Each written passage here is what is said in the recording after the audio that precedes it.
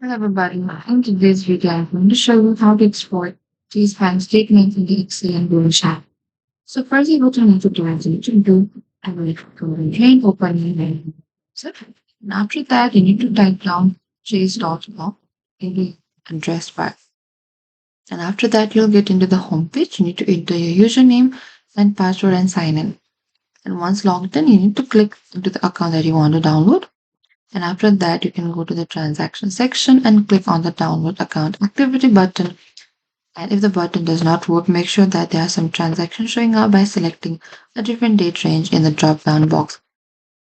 On the next page, make sure the proper account is selected from the drop down list. Select the file type, spreadsheet, Excel, or CSV. Choose the activity, which you can leave as what you selected earlier or change to a different range.